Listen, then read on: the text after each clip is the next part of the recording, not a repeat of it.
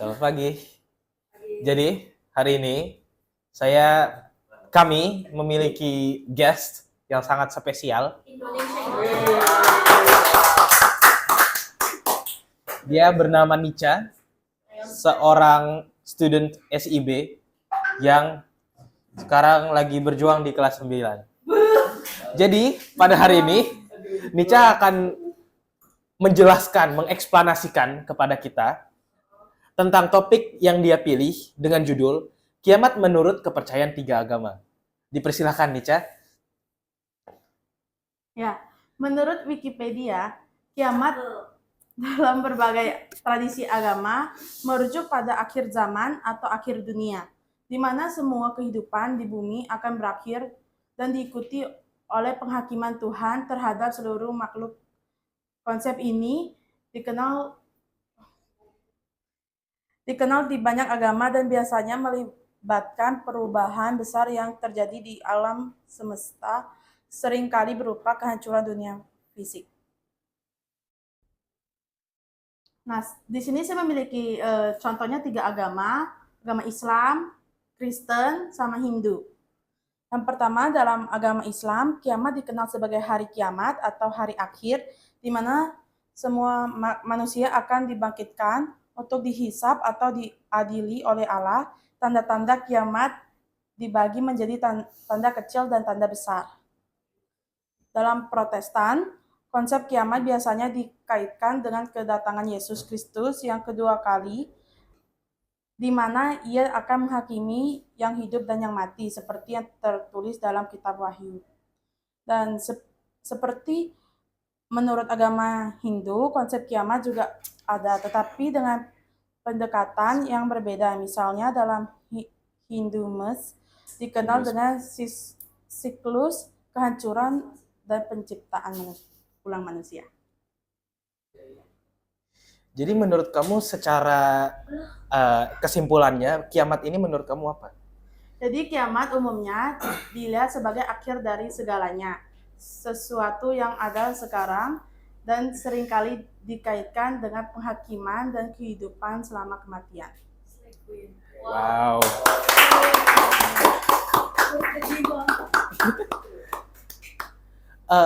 Jadi aku ada satu pertanyaan aja sih. Kenapa dari banyak topik yang bisa dipilih, kamu memilih topik yang sangat gelap seperti kiamat gitu? Karena di TikTok kakak saya sudah mengirim kiamat menurut ini, jadi saya berpikir untuk mengambil judul dengan kiamat menurut kepercayaan 3 agama. Wah. Dari audiens ada pertanyaan lagi?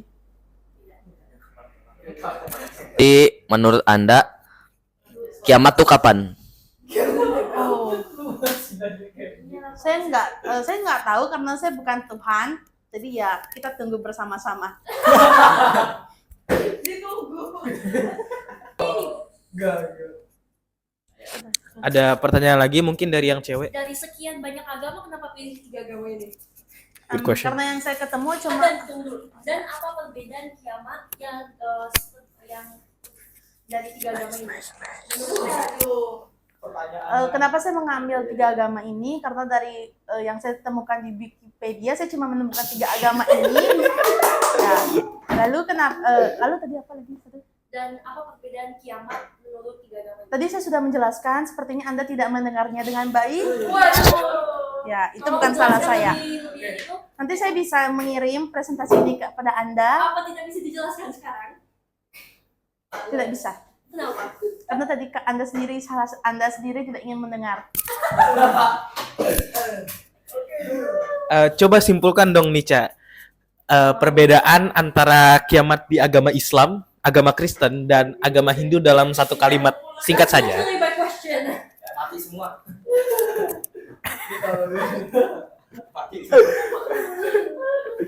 Kalau dalam Kok itu dijawab, saya enggak?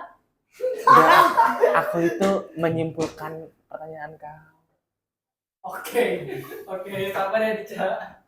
kalau dalam Islam sepertinya hari kiamat atau hari akhir di mana semua manusia dibangkitkan. untuk dihisap. Saya kurang tahu karena saya tidak beragama Islam. Kalau kalau kalian ingin lebih tahu, silakan bertanya kepada Pak Soleh. Kalau nggak Pak Asep, saya tidak tahu. Kalau dalam agama Kristen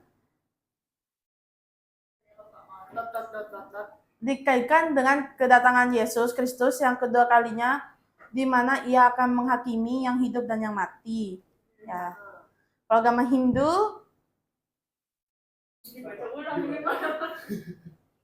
Agama Hindu gimana? konsep kiamat yang juga ada tetapi dengan pendekatan yang berbeda. Ya, saya juga tidak tahu. Ya, sudah. Oh, berarti yang Islam dan yang Kristen ini agak mirip ya, sama-sama penghakiman, dan sedangkan yang Hindu itu lebih ke akhir dari siklus gitu ya. Iya. Thank you. Oke, segitu saja presentasi dari Mbak Nica. See you next time. Thank you. Enggak. Assalamualaikum warahmatullahi wabarakatuh. Selamat pagi menjelang siang. Hari ini kita akan wawancara dengan teman kita Kansa Hanifa dari kelas 9 SIB. Tepuk tangan dong. Tangan.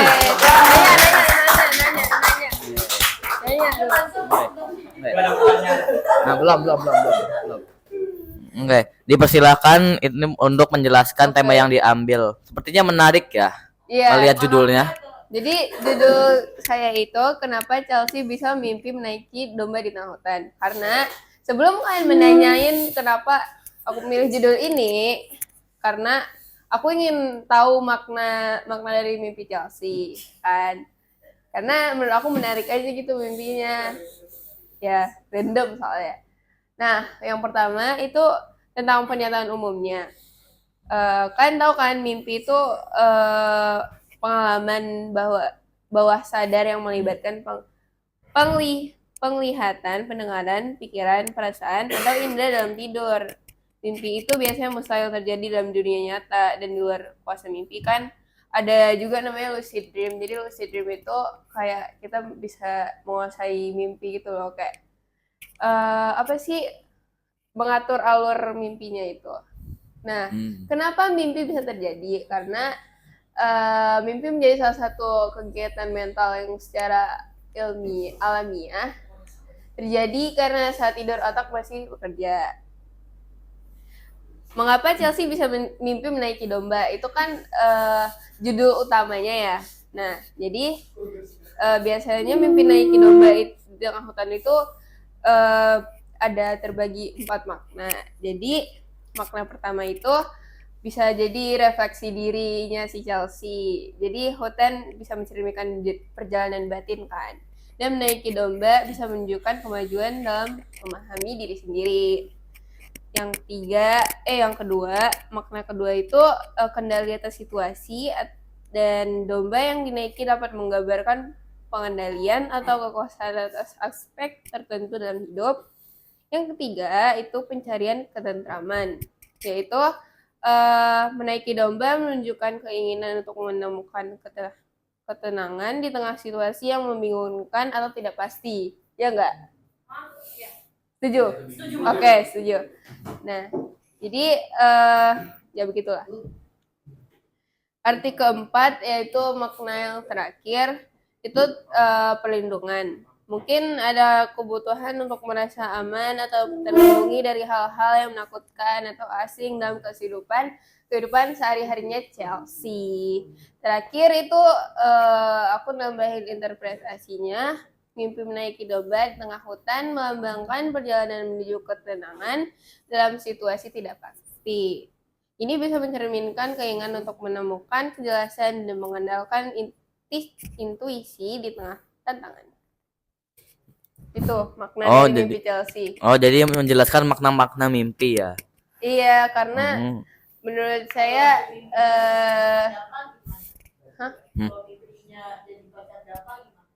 itu berarti kamu mikirin Dava tiap hari, jadi sampai ke bawah mimpi gitu. Dalam artian gimana? Maksudnya apa ya? Kamu mimpi Parian?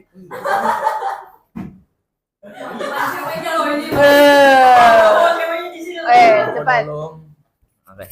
Oke, sekarang saya ingin bertanya nih. Dari segitu banyak tema, kenapa milih yang ini? Tuh, aku udah jawab di awal interogasi ini. Oh, sorry mabok.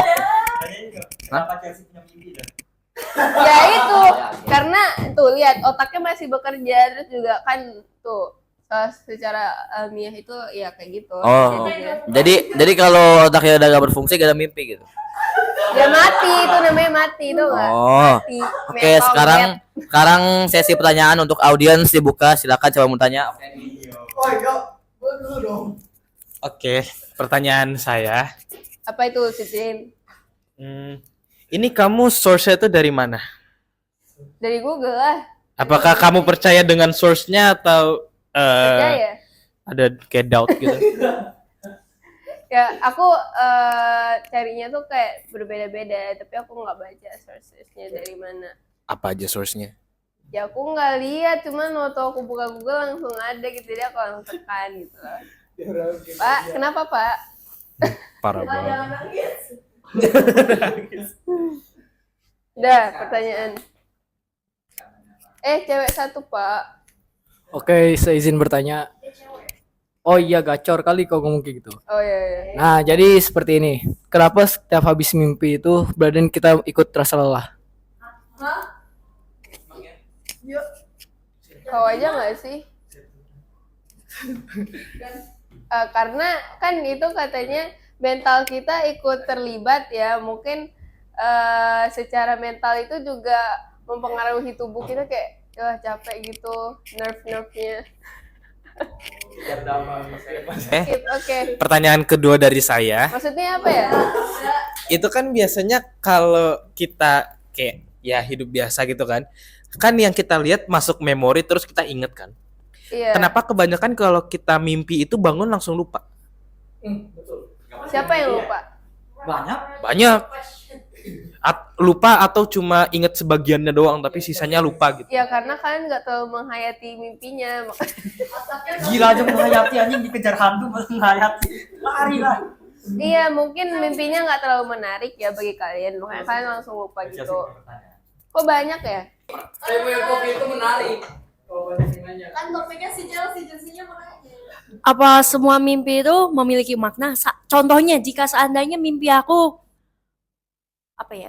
Aku pernah mimpi jadi lebah. Mencium-ciumin kamu gitu. Aisyah. Jadi apa? Jika contohnya seandainya saya mimpi menjadi sebuah buku di sebuah perpustakaan, apa artinya saya pintar? Apa atau semua mimpi memiliki makna atau hanya secara imajinasi kita atau keinginan dalam kita? Mungkin mimpi memiliki makna, mungkin yang kayak masuk akal aja kali ya. Yang misalnya tiba-tiba kamu teleport gitu, mungkin ada Iya. Ya daripada dia jadi buku ya itu kan kayak udah di luar pikiran banget kan. Nah iya mungkin ada, jadi coba cari aja ya, coba cari aja sendiri, jangan nanya saya. Udah, sesi pertanyaan ditutup.